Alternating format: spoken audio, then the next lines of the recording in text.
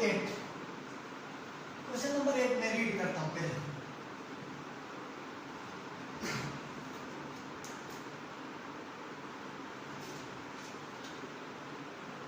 कहता है कि find the radius of the circle and with the arm of a central angle of measure 1 radian cut off an arc of the length 35 centimeter। 35 centimetre.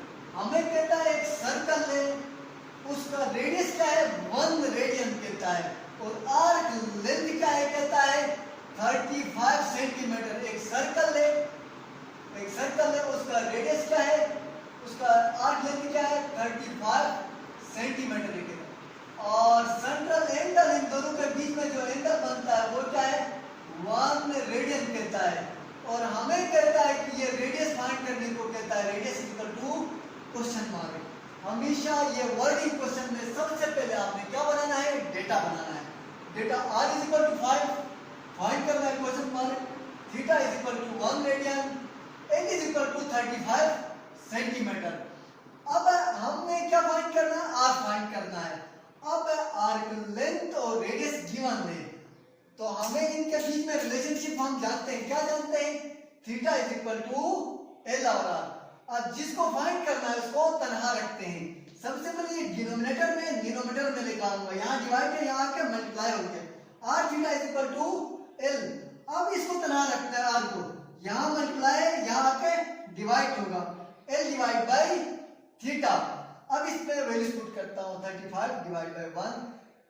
Angle की unit क्या है, radian है। Radian हो, arc find करना हो, arc length find करना हो, radius find करना हो, तो फिर हम कन्वर्ट नहीं करते हैं। 35 divide by 1, R is equal to 35 centimetre. Centimetre क्यों लगा है, क्योंकि आर्क लेंथ की जो यूनिट है वही यूनिट हम रेडियस में भी लगाते हैं। तो आर्क लेंथ की यूनिट क्या है, सेंटीमीटर है, तो रेडियस की यूनिट मैंने सेंटीमीटर लगाया। Question number 9 is very important question है, क्वेश्चन नंबर 9। अब मैं रीड करता हूं क्वेश्चन नंबर 9, आप रीड देख लें। Question number 9, a railway train is running on a circular track of radius 500 meters at the rate of 30 kilometer per hour. Through what angle will it turn in 10 seconds? मैं आप समझाता हूं। एक train है, एक क्या है, ट्रेन है, वो एक सर्कुलर ट्रैक में क्या करती है, टर्न करती है। एक सर्कुलर ट्रैक में ये क्या करती है, ट्रेन टर्न करती है। अब उसकी स्पीड जो कहता है, वो ट्रेन की जो स्पीड है कहता है, वो स्पीड क्या है बताओ। उसकी स्पीड जो है ट्रैक में टर्न करते हैं उसकी स्पीड है क्या है बताओ, 30 किलोमीटर पर आवर है कहता है। उसके बाद नंबर 1 बात, उसके बाद वो ये कहता है कि हमें फाइंड करने को ये जो ट्रैक है उसमें, मैं रीड करता हूं फिर से। कहता है कि a railway train is running on a circular track of radius 500 meter। इसका जो रेडियस है, ये जो सर्कुलर ट्रैक में टर्न करते टाइम ये जो सर्कल है उसका रेडियस कितना है कहता है 500 मीटर है कहता है, 500 मीटर है। और ये हमने फाइंड क्या करने को कहता है, ये जो टर्न करती है, ये टर्न करते टाइम ये आर्क जब चले, आर्क लेंथ इसके बीच में ये जो सेंट्रल एंगल है ये हमने फाइंड करना है। क्या फाइंड करना है, फिर से मैं बताता हूं। एक ट्रेन है जो कि एक सर्कुलर ट्रैक में टर्न करती है, उस टाइम में उसकी स्पीड है 30 किलोमीटर पर आवर, और ये 30 किलोमीटर आवर ये टर्न करते टाइम ये जो जितने एंगल से टर्न करती है वो एंगल हम सेंट्रल एंगल हमने फाइंड करना है, ये सेंट्रल एंगल फाइंड करना है। अब देखिए हमें रेडियस गिवन है और हमें क्या है बताओ, ये टर्न करते टाइम कितना टाइम लगाती है, वो टाइम भी बताता है, वो टाइम बताता है, वो 10 सेकेंड्स बताता है, 10 सेकेंड्स बताता है। हमें सेंट्रल एंगल फाइंड करना है। एंगल फाइंड करते हुए theta is equal to L और आर। रेडियस गिवन है, आर्क लेंथ हम कैसे फाइंड करेंगे? आर्क लेंथ कैसे फाइंड करेंगे? ये जो ट्रेन चलती है ये किसमें? सर्कुलर पाथ में चलती है, तो ये जो पाथ होगा ये डिस्टेंस क्या होगा? आर्क लेंथ होगा। क्योंकि सर्कल में चलती है तो सर्कल का कोई भी हिस्सा, कोई भी पार्ट क्या कहलाता है? आर्क लेंथ कहलाता है। ये सर्कल में चलती है तो इसका मतलब है ये जो इसका जो भी डिस्टेंस होगा वो किसके बराबर होगा? जो डिस्टेंस कवर करेगी वो आर्क लेंथ के इक्वल होगा। तो अब देखें, स्पीड गिवन है, टाइम गिवन है, तो आर्क लेंथ या डिस्टेंस फाइंड कर सकते हैं। बिल्कुल, डिस्टेंस का स्पीड का फार्मूला क्या होता है? स्पीड का formula speed is equal to distance divide by time के बराबर। अब हमने डिस्टेंस फाइंड करना है। ये डिस्टेंस कौन सा है? Arc length. Time is arc multiply speed multiply by time is equal to distance. अब देखें, स्पीड भी मेरे पास गिवन है, टाइम भी गिवन है, तो इन दोनों को मल्टीप्लाई करूंगा तो डिस्टेंस आएगा। डिस्टेंस क्या है? आर्क लेंथ है, एल है, आर्क लेंथ एल है, और टाइम भी गिवन है, स्पीड भी गिवन है। आया स्पीड और टाइम इन दोनों को मल्टीप्लाई कर सकता हूं। टाइम की यूनिट क्या है? सेकंड है। सेकंड्स कौन से? एसआई यूनिट है। इसी तरह स्पीड की यूनिट क्या है? किलोमीटर पर आवर है। तो जब ये क्या स्पीड की एसआई यूनिट है क्या? नहीं है। एसआई यूनिट क्या है इसकी? स्पीड की हमेशा मीटर पर सेकंड है। तो मैं इस स्पीड की यूनिट को पहले कन्वर्ट किस में करूंगा? एसआई यूनिट में कन्वर्ट करूंगा। देखिए, किलोमीटर पर आवर है। अब इधर देखिए, कन्वर्ट करना मैं सिखाता हूं आपको कैसे कन्वर्ट करना है। कन्वर्ट कैसे करना है देख लें।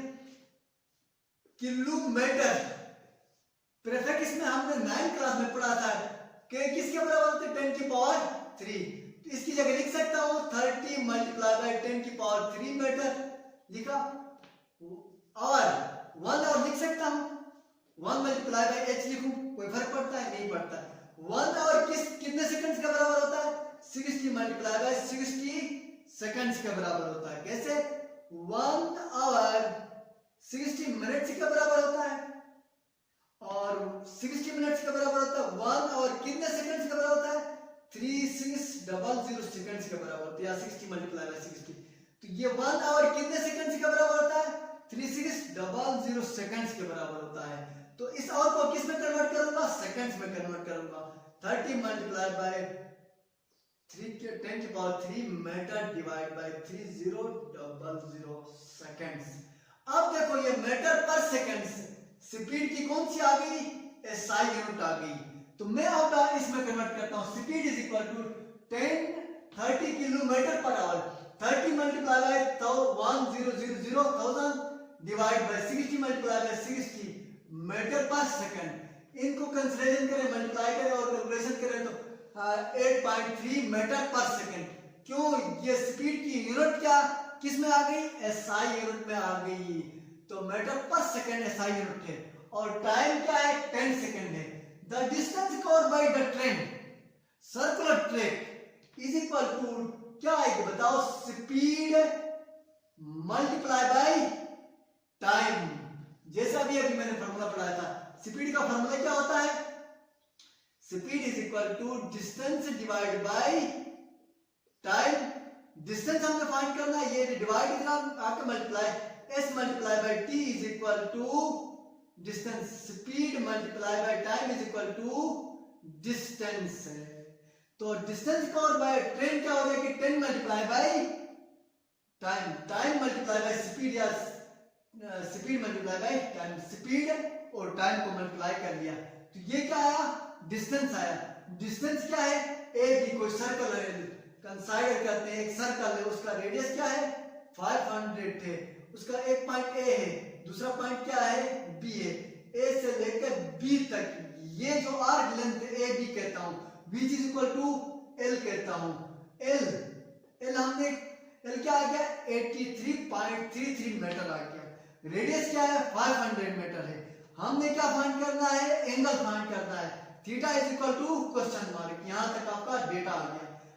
सॉल्यूशन वी हैव, हम जानते हैं theta is equal to L over R. L क्या है 83.33 डिवाइड बाय 500। अब इन दोनों को डिवाइड कर दिया तो 0.166 या 1.1 डिवाइड बाय 6 करें, इसकी यूनिट क्या आ जाएगी, हमेशा रेडियन आ जाएगी। तो ये आपका क्वेश्चन सॉल्व हो गया। Thank you. Question number 10। अब क्वेश्चन नंबर 10 आपने बुक ओपन करना है और क्वेश्चन को रीड केयरफुली से करना है, सही तरीके से आपने करना है। मैं भी रीड करता हूं, क्वेश्चन नंबर 10 को रीड करता हूं। Question number 10, a horse is threaded to a pitch by a rope of 9 meter length and it can be moved in a circle with the pitch as a center.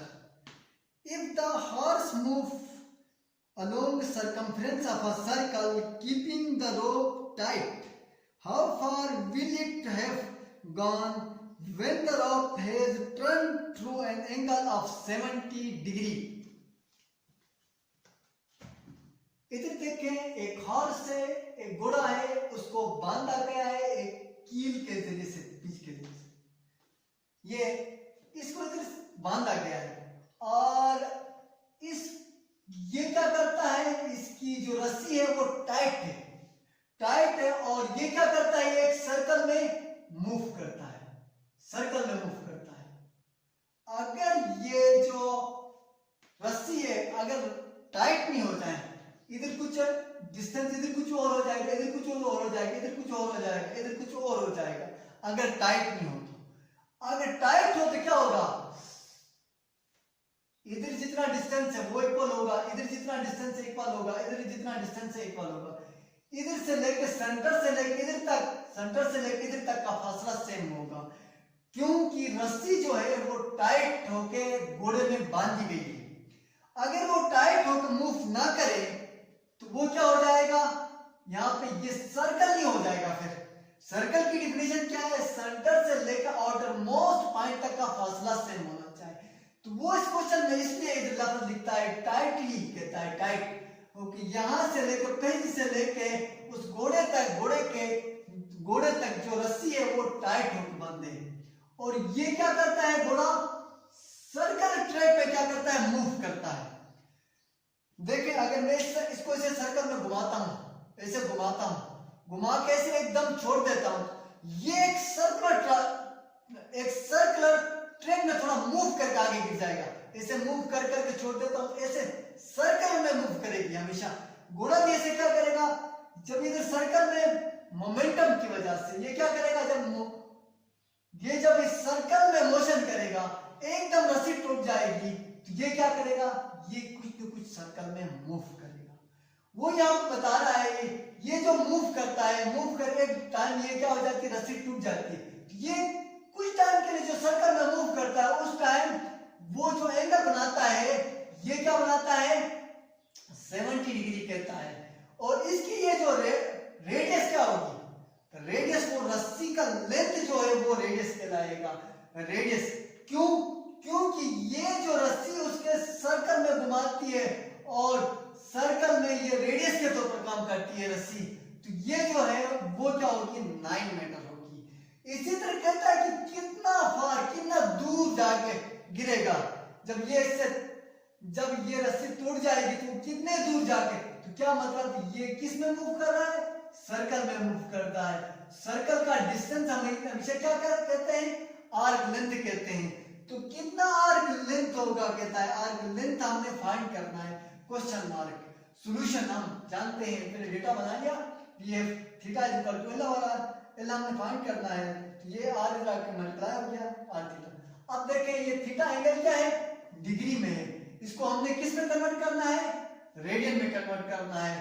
तो मैंने radian में convert कर लिया, यहाँ पे r is equal to 9 metre है, क्योंकि जो रस्सी है उसकी लेंथ क्या है, 9 मीटर है।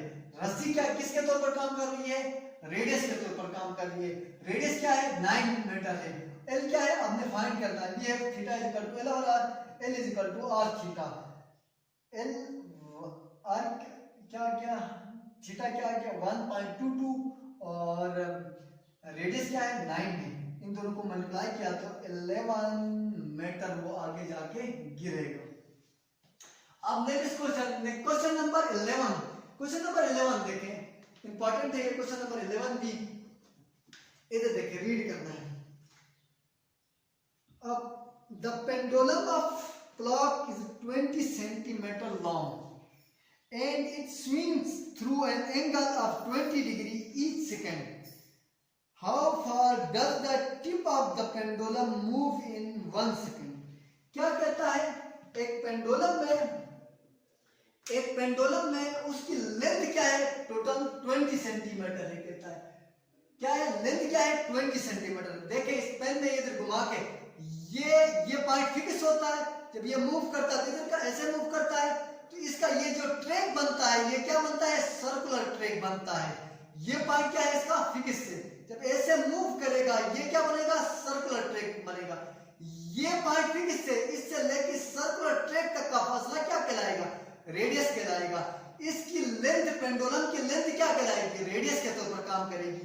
तो रेडियस क्या होगा, r = 20 सेंटीमीटर कहता है। और 1 सेकंड में जो एंगल बनाता है ये मूव करते टाइम, 1 सेकंड या 2 सेकंड में जो एंगल बनाता है वो कितना बनाता है, कहता है 20 डिग्री है, 20 डिग्री बनाता है कहता है।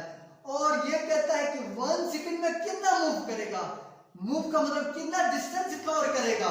तो डिस्टेंस का मतलब क्या है, किस पाथ में ये मूव करता है, सर्कुलर पाथ में मूव करता है।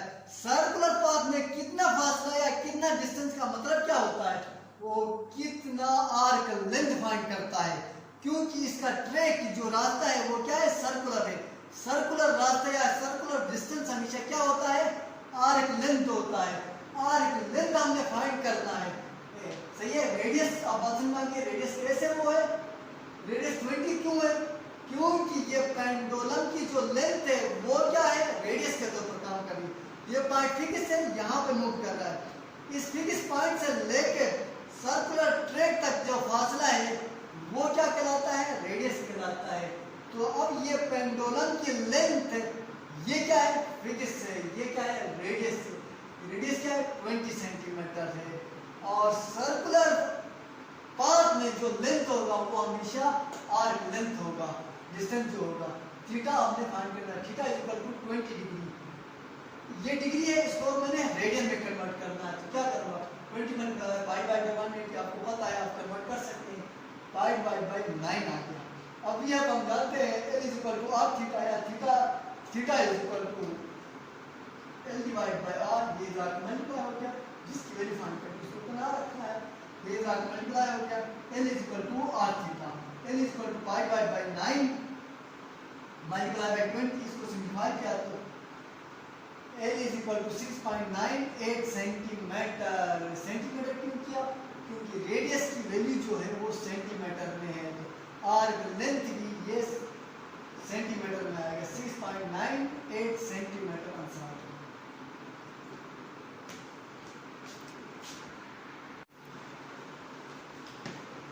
बिस्मिल्लाहिर्रहमानिर्रहीम। Exercise 9.1 question number 12। क्वेश्चन में कहता है कि हमें कहता है कि एक अर्थ है और दूसरी एक सन है। अर्थ में एक बच्चा, एक पर्सन बैठ के सन को देखता है, सन को देखता है, और सन और अर्थ के बीच में जो एवरेज डिस्टेंस है वो है 148 × 10⁻⁶ किलोमीटर है कहता है। और ये कहता है जो पर्सन बैठ के, जैसे मैं इधर बैठ के फैन को देखता हूँ, फैन के दोनों कॉर्नर्स और मेरे आइस कॉन्टेक्ट के बीच में एक एंगल बनता है, वो एंगल है कहता है, एंगल है कहता है, वो क्या है कहता है 9.3 × 10⁻³ रेडियन है कहता है। और हमें क्वेश्चन करता है ये फाइंड द डायमीटर ऑफ सन, सन के डायमीटर को हमने फाइंड करना है। अब देखें ये एंगल है, ये एंगल है, इस कॉर्नर और इस कॉर्नर के बीच में। आप देखें दो ये रेडिया है, ये भी रेडियस होगी, इन दोनों के बीच में ये एंगल बनता है, ये एंगल थीटा बनता है। इन दोनों बीच में ये सर्कुलर पाथ है, सर्कल, ये क्या कहलाता है, आर्क लेंथ।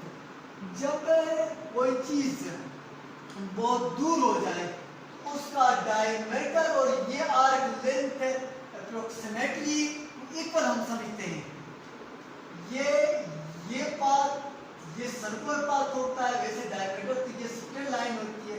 लेकिन बहुत ज्यादा दूर हो कोई चीज और बहुत ज्यादा दूर हो या इन दोनों का बहुत ज्यादा दूर हो तो ये डायमीटर और आर्क लेंथ डायमीटर के तौर पर काम करता है। जब कोई चीज बहुत ज्यादा दूर हो तो फिर तब क्या करता है, ये आर्क लेंथ जो है ना वो डायमीटर के तौर पर काम करता है। ये पॉइंट और ये पॉइंट ये दोनों स्ट्रेट लाइन डायमीटर क्या कहलाता है, कोई भी सर्कल के ये रेडियस से आर है, यहाँ से यहाँ तक ये आर है, डायमीटर किसके बराबर 2r के बराबर होता है। तो ये थोड़ा सर्कुलर पाथ बन जाएगा, ये क्या कहलाएगा आर्क लेंथ। लेकिन जब ये बहुत दूर हो जाएगा तो ये हमें ये डायमीटर जो है आर्क लेंथ के तौर पर काम करेगा। तो ये समझे ये क्या है, आर्क लेंथ है, डायमीटर क्या है आर्क लेंथ है। हम क्या फाइंड करेंगे, आर्क लेंथ रेडियस और एंगल के बीच में हमारे पास रिलेशनशिप का पता है और डायमीटर एंगल और रेडियस के बीच में हमारे पास कोई रिलेशनशिप का पता नहीं है। तो हम क्या फाइंड करेंगे, आर्क लेंथ फाइंड करेंगे। Arc length is approximately equal to diameter कहेंगे। अब देखें ये आर्क और ये इनके बीच में ये फासला क्या है, ठीक है, ये किसके तौर पर काम करेगा, रेडियस के तौर पर काम करेगा। क्यों, क्योंकि ये क्या करता है, ये सर्कुलर ट्रैक बन जाएगा, यहाँ से लेके यहाँ तक का फासला ये क्या कराएगा, रेडियस के तौर पर काम करेगा।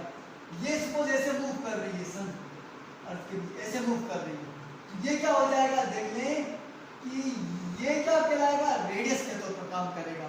तो ये रेडियस तो the distance between sun and moon, sun and earth is radius होगा 148 मल्टीप्लाई बाय 10⁶ किलोमीटर, ये रेडियस के तौर पर काम करेगा।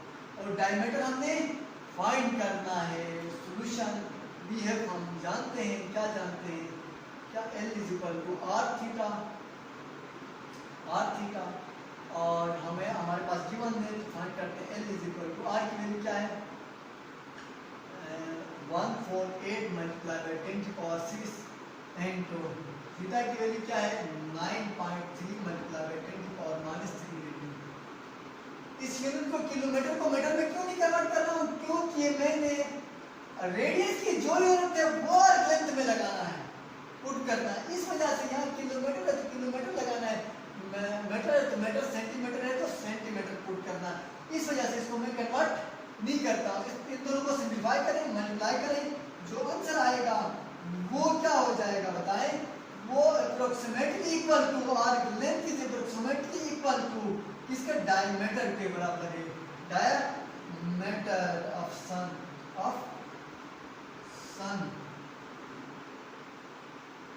Is equal to answer.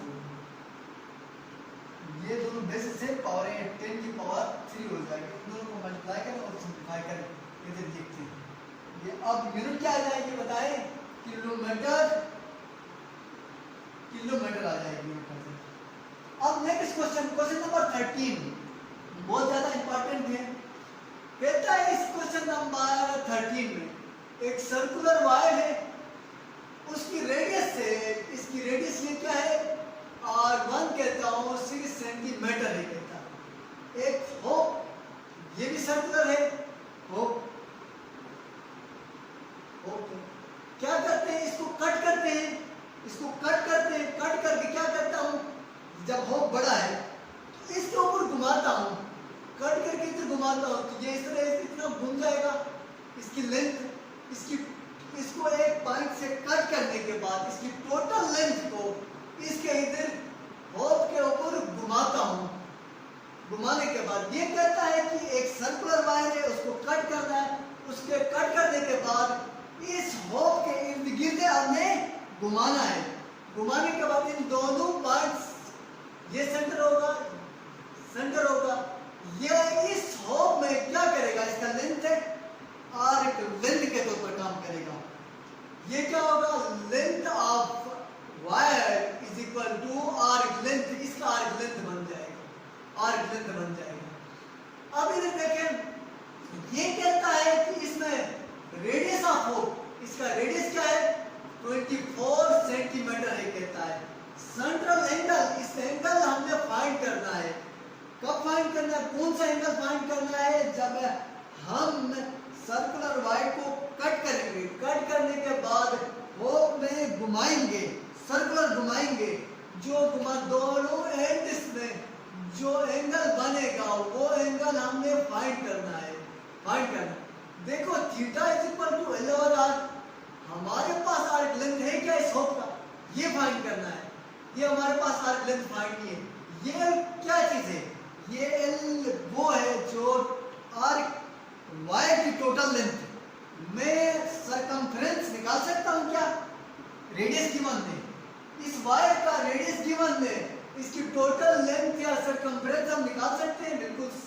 C is equal to या L is equal to length of wire, total length of circular wire is equal to क्या होगा, इधर देखें, L से डिनोट करता हूं, L इज इक्वल टू क्या होगा, सरकमफ्रेंस 2 पाई r होगा। सरकमफ्रेंस या total length of a wire, circular wire क्या होता है, 2 pi r। L is equal to क्या होगा, 2 पाई r1 क्या है, सीरीज है, ये L is equal to 12 pi होगा। अब देखें हमने क्या करना है, सेंट्रल एंगल ऑफ होप का सेंट्रल एंगल फाइंड करना है। We have theta is equal to L over R, इसकी रेडियस हमारे पास गिवन है, एल गिवन नहीं है, तो देखें, लेकिन बट आल्सो वी हैव, हम जानते हैं, क्या जानते हैं, the length of circular wire is equal to 2 pi r1 की वैल्यू गिवन है, पुट कर लिया डेटा से, 2 pi r 2 pi 6 multiply by 2 12 पाई, इसकी यूनिट आ जाएगी, उसने गिवन दिया है, ये सेंटीमीटर है तो सेंटीमीटर आएगी, मीटर है तो मीटर आएगी। ये किसके बराबर है, लेंथ के बराबर है। So the arc length of hook, arc length, so sir ये जो सर्कुलर वायर की जो लेंथ है वो आर्क लेंथ बन जाएगा किसका, होप का। L is equal to 12 pi centimetre. Put the values in equation 1, इस इक्वेशन 1 के अंदर पुट कर लिया, रेडियस ऑलरेडी गिवन है, आर्क लेंथ मैंने फाइंड कर लिया, उसमें पुट कर लिया 12 पाई डिवाइड बाय 24, इसमें कैंसिलेशन किया, pi divide by 2, radian answer आ गया। ये क्या आ गया हमारा, रेडियन आंसर आ गया। Theta is equal to pi divide by 2, radian answer आ गया। ये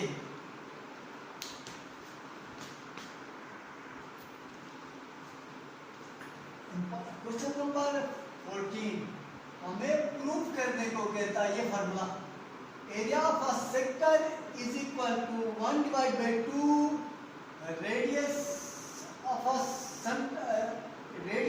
circle and central angle of a circle. ये फार्मूला हमें इस क्वेश्चन नंबर 14 में प्रूफ करने को कहता है, और मैट्रिक में हमने इसको प्रूफ किया था। ये फार्मूले के तौर पर भी इस्तेमाल होता है, लेकिन इस क्वेश्चन में भी इसने प्रूफ करने को कहा है। अब देखें, इसको मैं प्रूफ करता हूं। ये एक सर्कल है, कंसाइडर अ सर्कल, एक मैंने एक सर्कल लिया, उसका रेडियस क्या है, r, radius is equal to r, OP is equal to या OQ is equal to r के बराबर ले, और उसका सेंट्रल एंगल आर्क लेंथ है, आर्क लेंथ क्या है, PQ, PQ क्या है, R रखे, OPQ, ये क्या है, एक सेक्टर है, इसका एरिया क्या है, A, एरिया क्या ले लिया मैंने, A ले लिया। ये बातें मैं इधर लिख रहा हूं। Consider a circular region, circular region कौन सा है, OPQ, ये एक सर्कुलर रीजन है, ये एक सेक्टर है, हैविंग रेडियस, उसकी रेडियस क्या है, R है, विद सेंटर, उसका सेंटर क्या है, O है, एज इट्स सेंट्रल एंगल या थीटा, सेंटर क्या है, with centre O and it's central angle क्या है, theta, theta is in radian, ये क्या किसमें है, रेडियन में, उसका सेंटर क्या है, O है, और उसका सेंट्रल एंगल क्या है, थीटा है, लेकिन इसको किस में लेना है, रेडियन में लेना है। क्यों रेडियन में लेना है फिर भी मैं बता रहा हूँ। रेडियस हो, आर्क लेंथ हो या एरिया, जब भी ये चीजें फाइंड करना हो तो एंगल की यूनिट हमेशा किस में रखते हैं, रेडियन में रखते हैं। तो मैंने कहा कंसीडर अ सर्कुलर रीजन, कौन सा है, ओ पी क्यू, एक सर्कुलर रीजन लिया, उसकी रेडियस हैविंग रेडियस क्या है, आर है, विद सेंटर, उसका सेंटर क्या है, ओ है, as its central angle is equal to theta is in radian, radian में दिया, शो इन फिगर, फिगर में देखा जाता है, वो फिगर में देखें। Let A be the area of a sector, sector area of a sector, कौन सा सेक्टर है, ओ पी क्यू, ये एक सेक्टर है, उसका एरिया क्या है, ए है। Let A be the area of a sector and A the area of a sector is proportional, जब ये एरिया इस सेक्टर का ओ पी क्यू का, जब ये सेक्टर बढ़ता जाएगा तो एरिया भी बढ़ता जाएगा। जब ये सेक्टर पी को या क्यू को छोटा करना हो तो सेक्टर का एरिया भी छोटा होता जाएगा। जब एक चीज बढ़ने से दूसरी भी चीज बढ़ जाए, एक चीज कम होने से दूसरी भी चीज कम हो जाए, तो उसका मतलब क्या है, डायरेक्टली प्रोपोर्शन में। देखिए ये एरिया बढ़ जाता है जब सेक्टर बढ़ाता हूँ, सेक्टर बढ़ जाता है तो एरिया बढ़ जाता है, एंगल बढ़ जाता है तो सेक्टर का एंगल बढ़ जाता है सेंट्रल, तो एरिया बढ़ जाता है। अगर एरिया कम कर रहा हूं तो सेंट्रल एंगल कम हो रहा है। इसका मतलब है ये दोनों आपस में डायरेक्टली प्रोपोर्शन है। मैंने सर्कुलर रीजन का सेक्टर के एरिया को ए नाम दे दिया और ये एंगल क्या है, थीटा है, उसका एंगल क्या है, थीटा है। लेकिन इधर area of sector OPQ, OPQ है, as the area of sector is proportional, उसका एरिया प्रोपोर्शनल है, डायरेक्टली प्रोपोर्शनल है, सेंट्रल एंगल, एंगल कौन सा है, थीटा के प्रोपोर्शनल है। सो वी हैव, हम जानते हैं, क्या जानते हैं, area of sector is directly proportional to area of circle, ये भी हम जानते हैं। देखें जब एंगल बढ़ता जाएगा, एरिया ऑफ सेक्टर बढ़ता जाएगा,